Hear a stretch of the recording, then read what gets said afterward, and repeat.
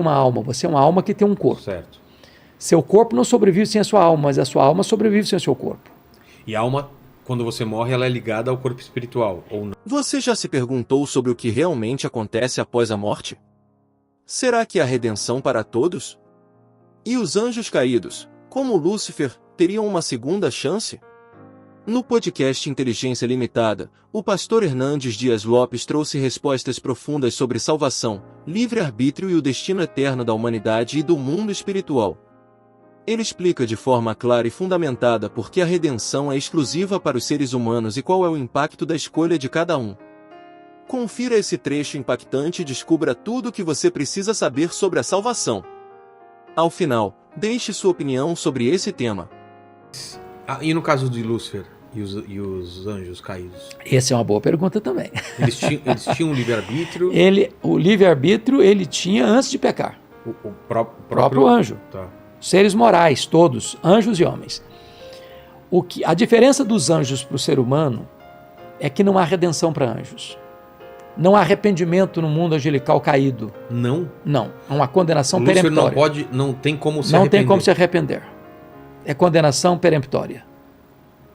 Para nós tem chance, tem redenção. É por isso que Cristo veio ao mundo. Não há possibilidade de Lúcifer falar, ó, é o seguinte, Deus... Porque ele tem livre acesso ao trono, né? Ele consegue ainda...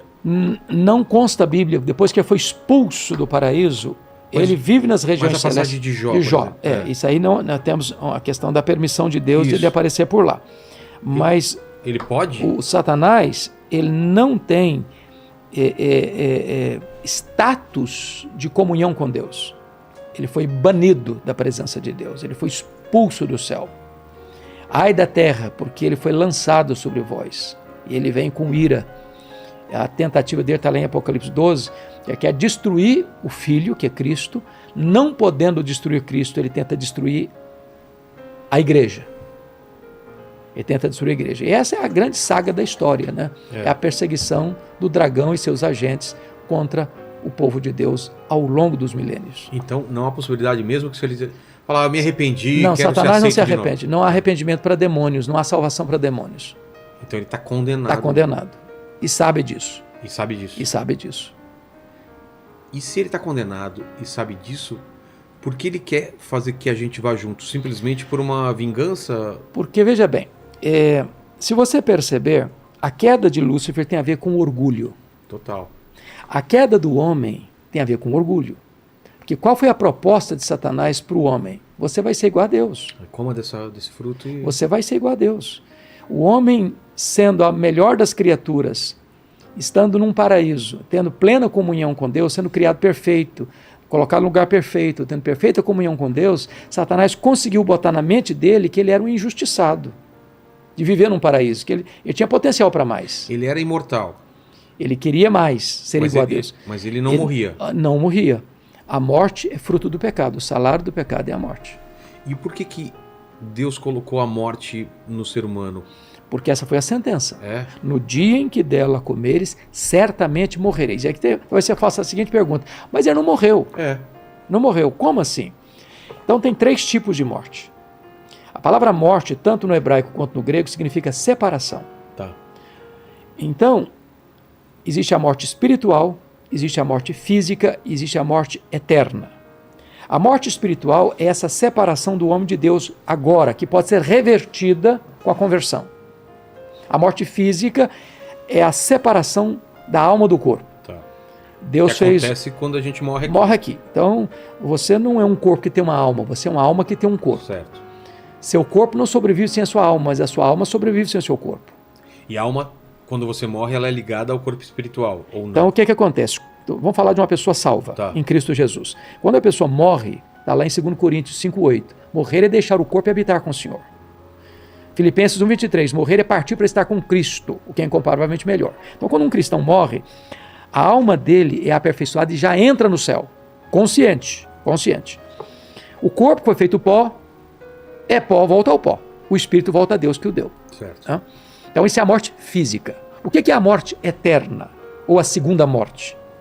É quando esse indivíduo que tinha morte espiritual E durante o período da vida dele, do berço à sepultura, ele não se arrependeu, ele não creu. Ele então morre sem chance de arrependimento, que não tem como reverter esse quadro depois da morte. Não tem salvação depois da morte. Não tem missa de sétimo dia, não tem reencarnação, não tem qualquer coisa que se possa fazer para alguém que já morreu para reverter.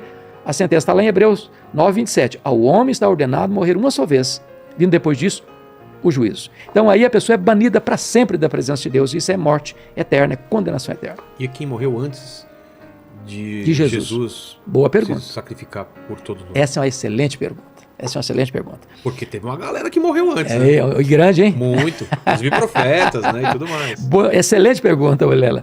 Veja bem, a Bíblia apresenta Jesus como um único Salvador. Não há salvação em nenhum outro nome, está lá em Atos 4,12. Em nenhum outro nome dado entre os homens pelo qual importa que sejamos salvos.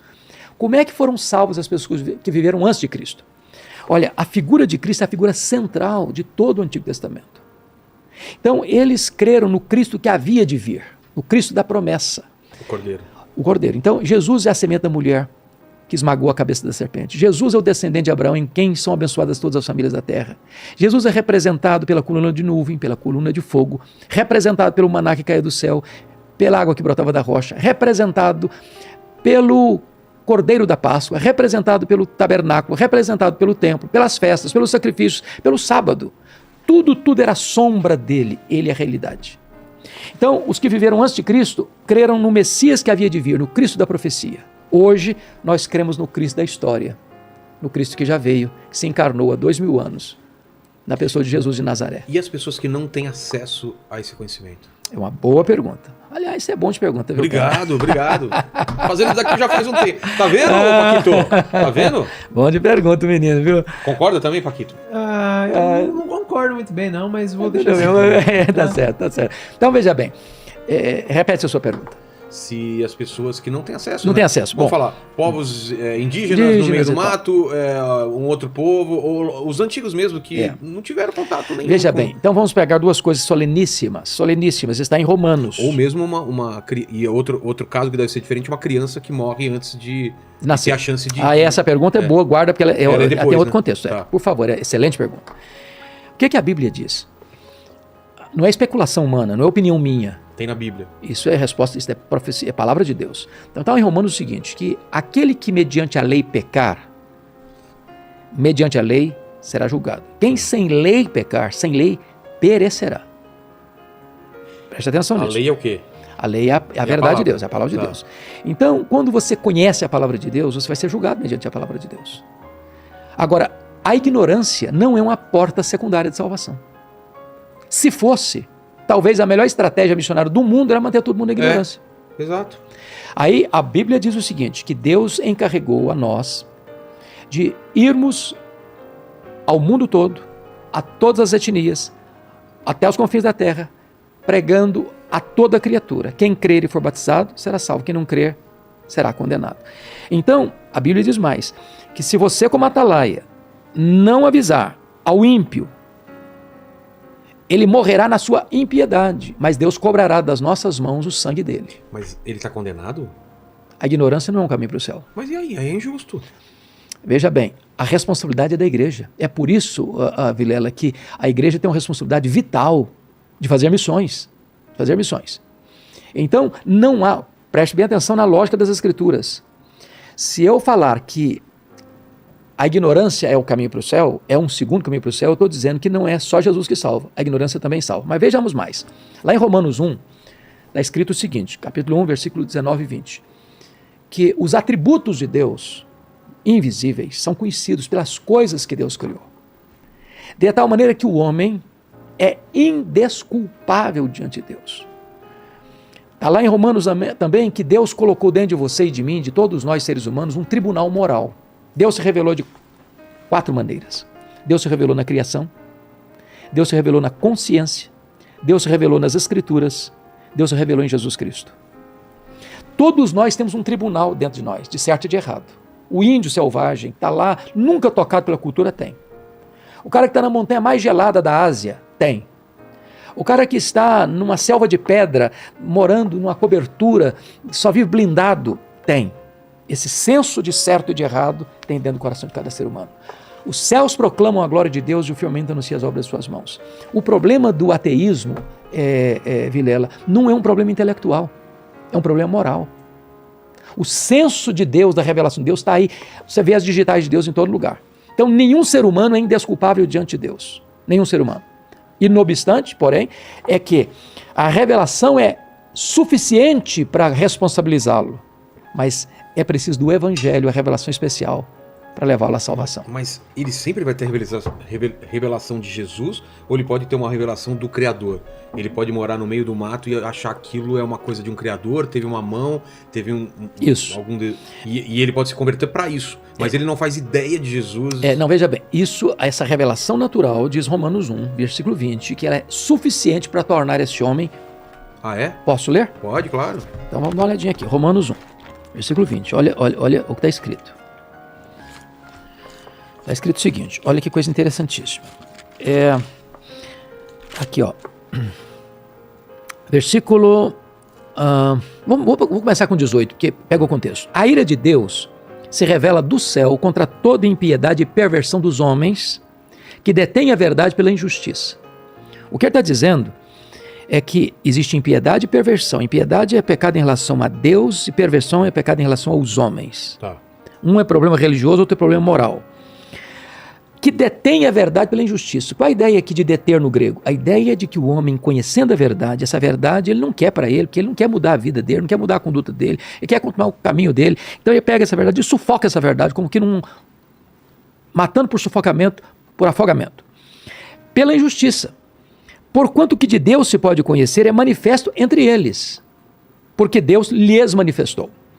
Porque os atributos invisíveis de Deus, assim o seu eterno poder, como também a sua própria divindade, claramente se reconhecem desde o princípio do mundo, sendo percebidos por meio das coisas que foram criadas. Tais homens são, por isso, indesculpáveis. Quem está dizendo isso é Deus, não sou eu. É a palavra de Deus. Então, de certa forma, não há nenhum ser humano que possa dizer, eu não sabia que Deus existia. As digitais de Deus estão por todo lado. Quando o homem rejeita Deus, não é um problema intelectual, é um problema moral. Ele sufoca a verdade, porque ele não quer ser transformado por essa verdade. Quando o homem... Diante de tantas reflexões profundas sobre salvação, livre-arbítrio e o destino eterno, uma verdade se destaca: a decisão de onde passaremos a eternidade está em nossas mãos. Diferente dos anjos caídos, que não têm possibilidade de redenção, a graça de Deus se estende a cada ser humano que escolhe crer e se arrepender. Que essa mensagem desperte em você um desejo sincero de buscar a verdade e viver uma vida alinhada com o propósito divino. Deixe seu comentário e compartilhe sua opinião sobre esse tema tão essencial. Se você chegou até aqui, se inscreva, curta, compartilhe e registre sua opinião nos comentários. Sua participação é muito importante para continuarmos trazendo assuntos interessantes como este. Obrigado por assistir, que Deus te abençoe, e nos vemos no próximo vídeo.